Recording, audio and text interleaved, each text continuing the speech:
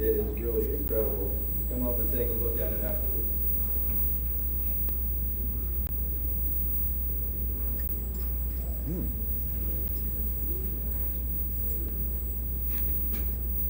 Wake up. Wouldn't it be nice to wake up to peace? Wouldn't it be nice to wake up to justice? Wouldn't it be nice to wake up to love? Wouldn't it be nice to wake up in the promised land of peace, overflowing with the milk of justice and the honey of love? Wouldn't it be nice? Wouldn't it be nice to wake up? Good morning, intergalactic peace warriors. You all have gotten up on this, the coldest day of our new year, and come out to be here with us, to have a little breakfast and hear a few people speaking. And I must say, you have to be really dedicated to peace to be able to come and be with us today. So thank you for being here. And today we're going to talk about your dedication to peace. We're here to honor, as Bube really clearly outlined and Jim outlined, the Reverend Dr. Martin Luther King Jr. You and I know him as a towering paragon of peace. And you can imagine when I was first told about this opportunity to speak today that I was excited and a little bit nervous. I mean, who wants to follow the Reverend Dr. Martin Luther King? So I got together with my coach and we were trying to brainstorm about some ways we could do this. And he said, well, why don't we ask Martin Luther King what he would have us to say? So we said, Martin Luther King, what would you have Joseph say to the people gathered here today? And we listened, and we listened, and ultimately, we came back with an idea that struck us like a punch from Muhammad Ali. We would start where he left off, with love. In his speech, Where Do We Go From Here?, Martin Luther King said, I have decided to stick with love, for I know that love is ultimately the only answer to mankind's problems. And I'm not talking about emotional bosh when I talk about love. I'm talking about a strong, demanding love. That's right. He left us with a dream for love and beloved community. Now, how did he get all the way to love and beloved community? When he started, he was being beaten by sticks, chased by dogs, raised by fire hoses. In those days, as my father shared, when black people were hungry and tired and thirsty, they couldn't go into a restaurant and get a drink of water. However, we persisted through that. And I want to share just a personal note to this time frame. And on the table, I've left you with a timeline of different things that I thought would bring to mind some ideas about how we've gotten to where we are today. And on the back are some other notes about things that we have going on here in our area. And I need to do one quick thing while I'm working on that, but I'm taking you back to 1963. And 1963, the place is Birmingham, Alabama. And what is happening is a normal Sunday morning. But one thing that was different about Sunday mornings, just a little bit different, but not really different, was that on Sunday mornings, Martin Luther King described 11 a.m. on Sunday morning as one of the most segregated hours in Christian America. Again, the place is the 16th Street Baptist Church in Birmingham, Alabama.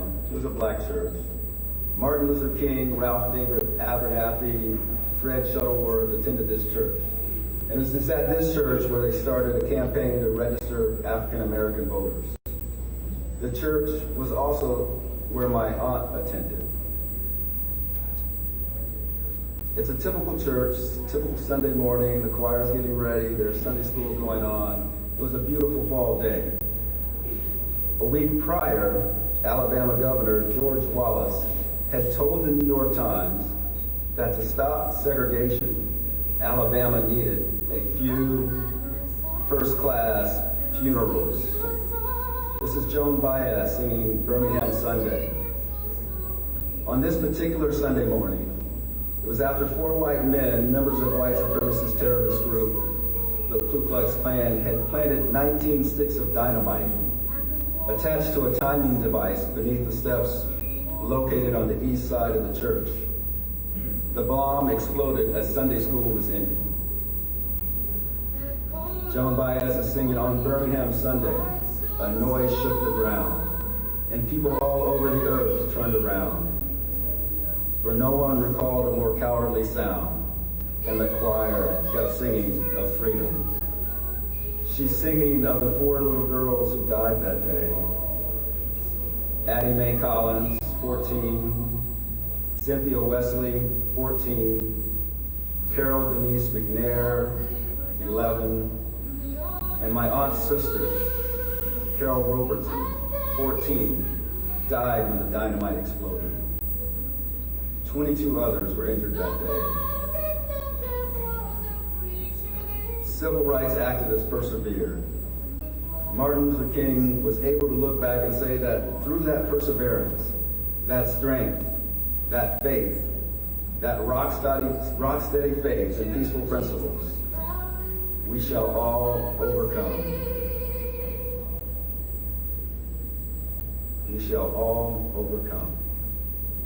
And I'm here to tell you that inner peace can help us to overcome many things. A Bible verse that came to me as I was thinking about this was from 1 Peter 4:8. Love covers a multitude of sins. Martin Luther King spoke about this as well. And we can think about this in this way. We know that I'm not always right, so I've got to cover all those things with a spirit of love. I've got to challenge things that aren't right with a spirit of love. King said it isn't useful to meet the oppressor with violence when you can meet the oppressor with love and still overcome. That's right, meet the oppressor with love and peace, and that will overcome violence and negativity. So, you and I, we've all been through a lot these past few years, and it was about 3 years ago in the summer we were gathered with hundreds of people just across the way in front of Beck Hall across the street. We were demonstrating, holding a vigil of peace after the George Floyd murder. So many people were gathered. So many people joined us as we marched peacefully down the streets with the candles lit, singing songs, encouraging people to love one another. And we've been are now still going through the coronavirus pandemic. And oh my goodness, it's pitted brother against brother, conspiracy theorists against people who follow the rules. It's almost split this nation apart, but we've persevered. We find ourselves dealing with conflict abroad in Ukraine and the Middle East, conflict at home, red versus blue, Barbie lovers versus Barbie haters. We have a lot of conflict going on. And I appreciate this perspective on conflict from the Arbinger Institute. In their book, The Anatomy of Peace, they say there are 2 ways to view those around you, either war or peace in your heart. We have to move forward with peace in our hearts. We have to recognize that it's not a zero-sum game, and that we can find a common goal beyond the petty side-taking stances that we might have. Frederick Douglass said, if there's no, like Buffet said and Jim shared, we're here to commemorate the 60th anniversary of King becoming a Nobel laureate. And I've been really blessed in my life. For my doctoral research, I studied the benefits of mindfulness for college students, and Kathy taught the workshops, and what we learned is that students would use mindfulness practices to help them to deal with things as simple as taking on that homework they had been procrastinating about. It helped them to be more open to meeting strangers or talking to people in the dining hall. It even helped a student who had Tourette's syndrome. So we know these benefits are really astounding. I became certified to teach the Search Inside Yourself Global Mindfulness-Based Flourishing Programs, and I also teach an evidence-based well-being program to United Nations humanitarian staff, and that's called Peace on Purpose. And the Deepak Chopra Foundation has a program that we can all participate in, and the program is called Peace is the Way. The goal is to help the world experience freedom from suffering, to bring about a world that is more peaceful, just, sustainable, healthy, and joyful. And the idea from that program is that each of us must transform ourselves if we want the world to transform. We have to be the change that we want to see in the world. Deepak shares that it takes peace consciousness, and that you can't help the cause of peace unless you are peaceful in yourself. So, habit number 1 is being calm and centered. One way to be calm amidst the storms is with a practice we can familiarize ourselves with right now. It's one that you can do on a daily basis, and it's as close to you as your breath. We can use our breath to generate positivity resonance, so to speak, some good vibrations of calmness and clarity. And we can do it in just 3 breaths. We can do it so that we can be more present, so we can be more present with the people that we're interacting with, to get us off of autopilot, so that we can make choices and we can do the things that are most important to us in those challenging moments. In just a moment, I'll ask you to take 3 breaths. I'll talk you through this process, and then I'll walk you through the process, and then we'll all do it on our own. And so it's a 3-breath practice again. And typically, I'll encourage people to sit up with dignity like a majestic mountain. And we're going to take a nice long inhale into a belly that's soft, so your belly would go out like you might see a baby's belly going out. Your chest will fill with air. And then when you exhale, consider doing it for just a little bit longer. Your belly will go in as you exhale. So we might inhale to a count of 6, exhale to a count of 7. Second breath, we'll relax our shoulders. Third breath, inhale, count of 6. Exhale to a count of 7. And on that breath, we'll say to ourselves, what's important now? So that's the process. 3 breaths. Notice your breathing. Relax your body. Allow that question to arise. What's important now? So I'll walk us through it. All right. So notice you're sitting in a chair with dignity. And we're going to take a nice long inhale, breathing in, 2, 3, 4, 5, 6. Exhale, 2, 3, 4, 5, 6, 7. Inhale, 2, 3, 4, 5, 6. Exhale, relaxing your shoulders and arms. 3, 4, 5, 6, 7. Inhale, 2, 3, 4, 5, 6. Exhale, 2. Allow that question to arise. What's important now? And that's it. And do it one more time on your own just to get that extra repetition of practice. Breathing in 3 times. Inhaling. Exhaling. At your own pace. Inhaling. Exhaling. And inhaling. Exhaling. What's important now? So I'm curious, how many people notice a shift in their mental state in that quick period of time? A few of us did. All right. So think about some times when that might be useful for you, when you're in conflict with someone you love. And just another little plug for meditation. Suppose you read about a pill that you can take once a day to reduce anxiety and increase your contentment. Would you take it?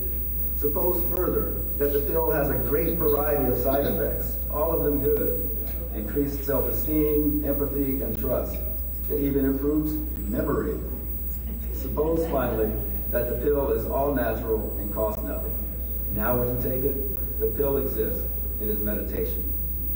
I forgot the citation for that. Sorry, that's from a book. And we just did a brief type of meditation practice to focus on the sensation of breathing. I encourage you to learn more. And so, brothers and sisters, I want you to remember that, as a fine leader said, change doesn't come from Washington, change comes to Washington. So we all want to encourage you to start each day with the following thoughts, because thoughts become things and things become reality. When you wake up, you can put your hand over your heart and say to yourself, may I greet this day with heart. May I greet this day with love in my heart. May I be happy. May I know peace. May I know love. And we want to encourage you to greet each person that you might see with those same thoughts in your mind, wishing that person peace and happiness and love. And if you would do this one other exercise with me, just kind of turn to your neighbor and in your mind repeat these words that I'm going to say. So if you turn to your neighbor, know these things about this person. This person has suffered just like me.